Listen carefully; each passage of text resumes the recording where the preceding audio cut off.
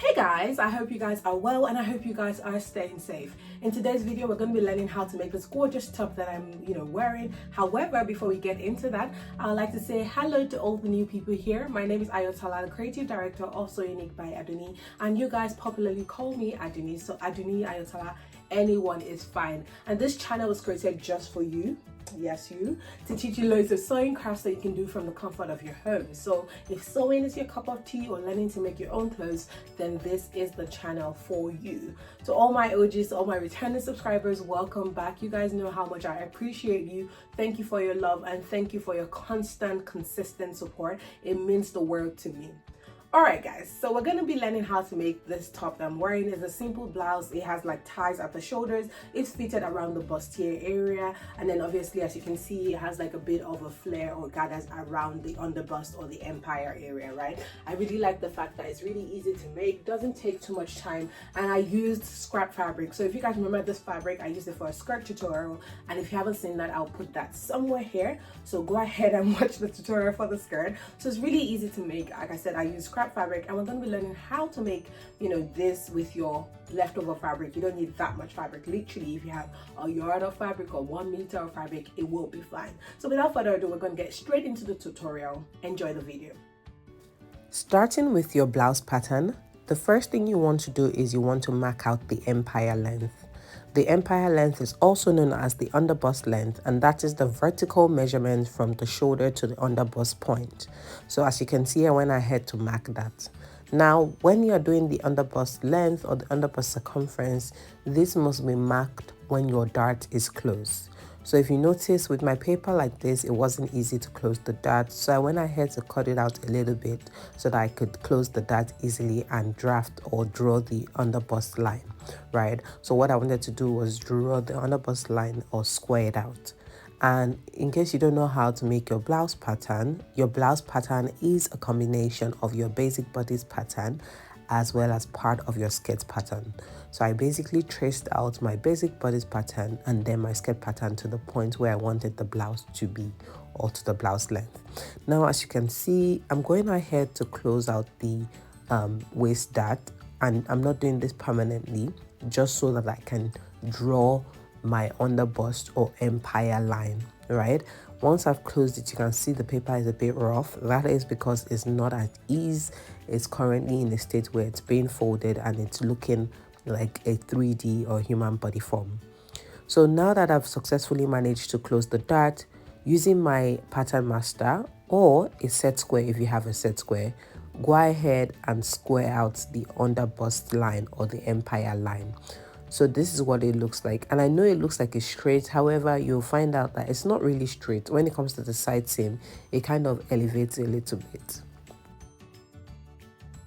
The next thing we want to do is change our shoulder dart position, and if you haven't seen my video on dart manipulation, please go ahead and watch it. I use the slash and spread technique to teach you guys how to move your darts. So the next thing we want to do is locate our new dart position, and we'll be going to one that stays around the side seam, which is referred to as a French dart. So using your ruler, go ahead and mark the new dart position. And then the next thing you want to do is cut out the new dart position to the pivot or the bust point. After doing that, it becomes easier to close the darts that you don't want again. In this case, the dart we don't want again is the shoulder dart. So I'm going ahead to close the shoulder dart, and I'm going to use some paper tape to hold that in place. Immediately the shoulder dart is closed, you will notice that the French one starts to open up a little bit. So this is what it looks like. Next, we want to mark where we want our blouse to start. So depending on how low you want it to be, go ahead and mark that from the neckline. I went with about 4 inches. I also didn't want my neckline to be straight, so using my pattern master, I went ahead to do whatever neckline design that I wanted. So as you can see, it starts a bit curved around the center front. So this is up to you. You can make yours straight or you can follow suit like I've done. After marking the neckline, you're pretty much done. So I'm going ahead to add notches. I'm going ahead to label all the pieces so I don't get confused. And afterwards, you're literally good to cut out your pattern. Now remember that the most important pieces will be the bustier piece, which is the part that I'm working on at the moment, as well as the bottom piece. So go ahead and cut out the pieces as shown. After cutting out the bustier piece, you can decide if you want to use the waist piece. For some people, they can use the waist piece to cut out the gathers, or they can cut the gathers out freehand. If you decide to use the waist piece, I will show you guys how to do it. But like I said, you'll need to put the darts together with some paper tape like I've done. Now let's finish up the bustier piece. You want to go ahead and grab your bustier piece. I'm holding down mine with some weight so that they don't move. And then I'm just making sure that my waist dart has been cut properly. The next thing you want to do is you want to go ahead and close the waist dart. So using some paper tape, I went ahead to close the waist dart, and immediately I do that, you'll notice that my French dart opens up more widely, right? Again, if you haven't seen the video on dart manipulation, please go ahead and watch it. I explain this process in detail. Next, we want to reshape the French dart, right? So go ahead and place a paper underneath and then use a couple of masking tapes to hold that in place. Next, you want to go ahead and outline the dart legs just so that it's clear, and then we want to go ahead and shape it. To shape your dart, you want to go ahead and close your dart as it should be while you're sewing, and then using your tracing wheel, you want to go ahead and trace over it. This will allow you to know how much excess to cut so that you don't have your darts flowing when you sew it into the side seam. So basically, you'll find out your dart has like a pointed edge, and that way when you sew it in place, it literally goes into the side seam and it's not just floating. Very important. Once you're finished with the bustier piece, go ahead and label it appropriately and add in all your sewing allowances to where they should be. Then we want to go ahead to the waist piece, and like I said earlier, you can cast your waist one freehand, or you can do this method. With this method, I'm going ahead to draw vertical lines that are 1 inch wide, 1 inch apart on the waist piece, and I'm going to use the slash and spread method to slash this and spread it on a different piece of paper. This way, I'm not necessarily bothered about the shape of, whatever I'm doing. Now, you can decide you want to cut a full circle, which is basically going to be like a 360-degree circle, or you can decide you actually want to cut it out straight. I wanted to do gathers, so I cut it out straight, and that's what I recommend for this style. Now, one thing you have to see is basically place each piece that you have cut out, so each of the 1 inch piece, but you want to do it accordingly. Place it on a fresh piece of paper and make sure that you space it out evenly. So I'm using the grid lines that I have on my pattern paper to measure the spacing. This is what it looks like after it's spaced out, and at the end you want to see that you A-line it. So basically you draw a slant line at the end so that it resembles an A-line. Once you're happy with it, cut it out as shown. And once you cut it out, this is what it looks like. You can remove your 1 inch pieces and you have this label appropriately. I'm going to use this for the center front as well as the center back, just because it will be pretty much same thing for the top. Moving on to the back blouse pattern, you want to go ahead and mark your empire length. A reminder is your empire length is your underbust length, that is the vertical measurement from your shoulder to your underbust. And then you want to go ahead and square out with a set square or your pattern master. Now for this one, you will notice I didn't close my dart, and that's because it's at the back, so it doesn't really matter. After squaring out, you want to go ahead and draw the starting point for your back, so how low you want the back to be. And I just did a straight line for this. Now when you're done, you really want to go ahead and cut it out. But before cutting it out, one thing I always recommend is that you check that the side seams align. So go ahead and close the front side seam, close the dart, and then check the position. So this is me closing the dart, and I can see there's a little bit of a discrepancy. I went ahead to, freehand it and just make sure that it matches the pattern. And once I did that, this is what it looks like. So we're going to go ahead and cut out the back bustier piece. And this is what it looks like when we've cut it out. Now, the next thing we want to do is we want to close the back darts. So go ahead and close the darts. and then hold the dart, closed dart in place with some paper tape. Place the back and front bustier next to each other and measure the bottom so that you have the right underbust measurement. It should be actually bigger than your underbust measurement so that it's not too tight. Now taking your scrap fabric, we're going to go ahead and start cutting. I started by cutting out the back pieces for the gathers. So as you can see, I'm adding 1 inch to the side seam. I'm also going to add 1 inch to the center back, and that's because of the zipper allowance, half an inch to the top and 1 inch to the hem. After cutting out the gathers pieces for the back, I'm going to repeat the same thing for the front, but this time the front has to be unfold, as you can see. So front unfold had 1 inch to the hem, 1 inch to the side seam, half an inch to the top, and cut it out as well. I'm a strong advocate for notching, so make sure you notch your pieces in a way that is recognizable to you and you can tell like the top, the bottom, and the side seams apart from, you know, the center backs or center fronts. Now go ahead and place the back piece on the fabric. Add your sewing allowances of 1 inch to the center back and side back, half an inch to the bottom and half an inch to the top. And again, as usual, make sure you notch. And then we're going to go ahead and cut out the center front piece. Make sure it's unfold, pin it in place, add all your sewing allowances as you should. So that's half an inch to the top, half an inch to the bottom, and 1 inch to the side seam, and then go ahead and cut it out. One thing I do have to call out is when I was cutting the back and front pieces, I did cut out 2 pieces as the lining and the main fabric. Now moving on, we're going to cut out 4 pieces of the strap, and you want the strap to be about 3 inches in width. So I'm just measuring 3 inches in width and about 19 inches in length, right? So go ahead and cut out the strap so that it's 3 by 19 inches, and that's what I've done now. So these are all your pieces. If you missed out on any notches, go ahead and add the notches now. Important points to notch will be your center front pieces at the middle. It will be your side seam, your center back pieces, the parts that go up, so that you know. Again, I'm just confirming the measurement of all my pieces that I should confirm. Now we're going to start with the straps. You want to go ahead and grab your strap pieces, and then you want to go ahead and get one of them. So you want to identify the right and the wrong side. And then you want to fold it into 2 so that the right sides are facing each other. And then you want to pin it all the way. Now, once you pin it all the way through, you want to go ahead and sew the sides.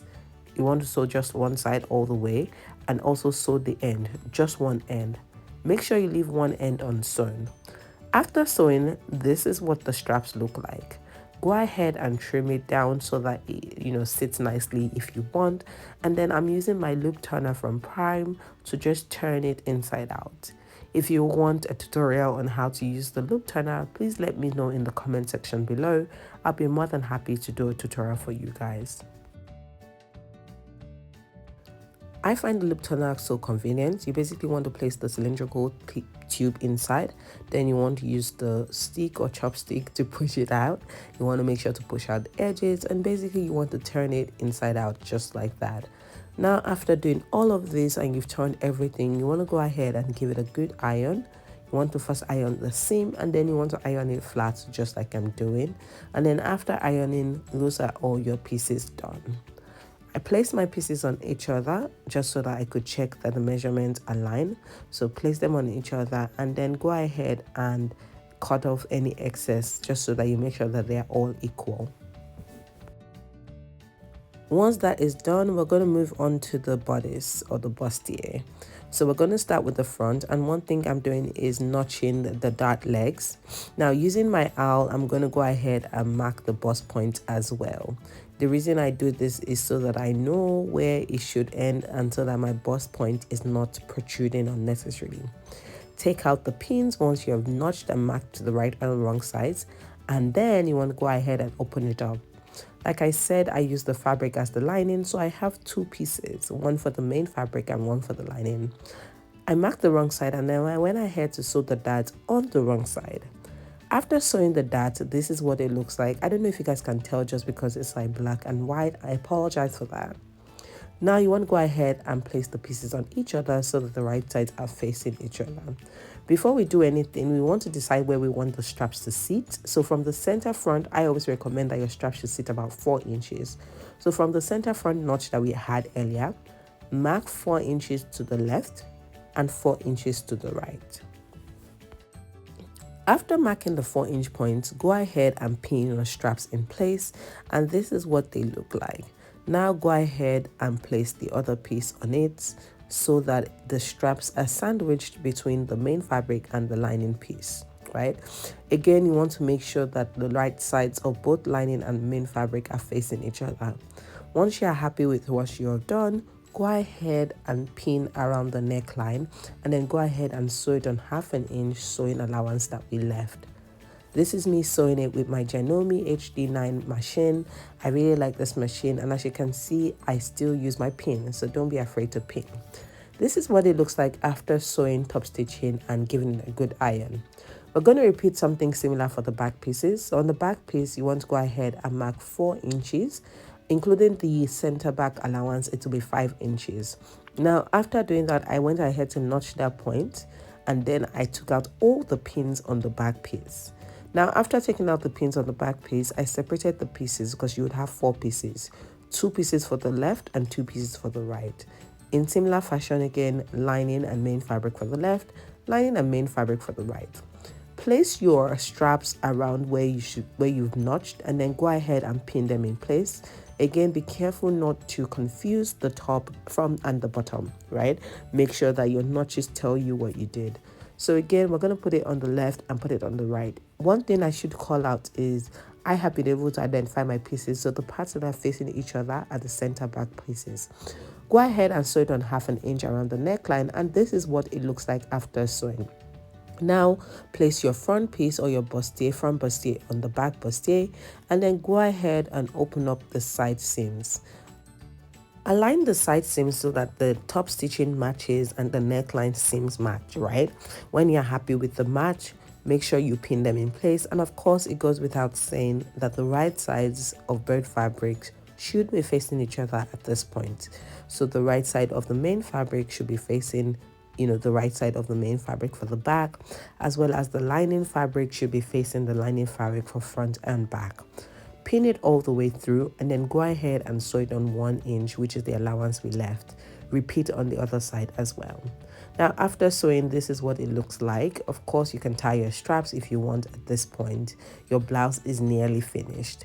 The last thing we want to do is we want to go ahead and add our bottom piece, which will be the gathered piece. Now for the bottom piece, one thing I have to say is the way we cut it out with the slash and spread method, it is 2 times the original width, right? So go ahead and grab the bottom pieces, place the front one on the table so that the right side is facing you, and then we're going to go ahead and take out the back piece, right? Now go ahead and also pick the back piece on the front one so that the right sides are facing each other. So essentially what we want to do is join the side seams. I used a French seam to join the side seam, and this is what it looks like. And once you're happy with the side seam, you want to go ahead and sort out the hem. So at this point, I'm using my Janome machine to sort out the hem, and I just did a double folded hem 1/2 inch, right? So this is the hem. Make sure you just sewing it. Once the hem is done, I went ahead to give it a good iron, and this is what it looks like. The next thing we want to do is we want to go sew gathers all through the top. So go ahead and sew gathers all through the top so that we can start pulling the gathers. After your gathers are sewn, this is what it looks like. I'm pulling the gathers onto my satisfaction. Again, remember that we notched them, so we do have our midpoints, our side seam, all our check-in points. So keep pulling the gathers until you're satisfied. All right, my people, if you are here and you haven't subscribed, that is wrong. Hit the subscribe button and the notification bell so you don't miss out on the awesome content that I have for you. Now, once the gathers have been adjusted to satisfactory position, go ahead and get the top part of the bustier of the blouse and place it on the table. Now, I want to go ahead and align the notch on the blouse to the notch on the gathered piece, right? If you don't have an obvious notch on the blouse, you can go ahead and fold it, make sure the side seam aligns, and then, you know, place your notch. Now this is what it looks like. While the right sides of the bustier and the right side of the gathered piece are facing each other, go ahead and place the bustier piece on the gathered piece, just like I've done. So I turned over the gathered piece onto it, and then that way the right sides of both pieces are facing each other. I pinned the notch at the center, then I pinned the side seams, and then I'm pinning the ends. The reason why I'm pinning all these important points first is to make sure that the gathers are evenly distributed. Now, after pinning those points, I went ahead to adjust the gathers and then sew it in place on 1/2 inch. Next, we want to cover the lining piece, right? And for this, it's always best to reimagine how you want the top to be. So I go ahead and fold it over like so, and then I hold it in place with a pin, and then I pin my way to the side. So it's a bit tricky here. If you want, you can sew it together, but this way it's sandwiched so that the gathers are in between the lining and the main fabric. At this point, the blouse is done. Go ahead and sort out your zipper. I used invisible zipper for this installation, and this is what it looks like after. Alright guys, so we've come to the very end of this tutorial. I hope you enjoyed it and I hope it was worth your while. If you enjoyed this video, please give it a thumbs up, and if you want to give feedback or any suggestions, please leave that in the comment section below, and I'll be happy to take your comments on board. I'll see you next week on Sunday. Bye.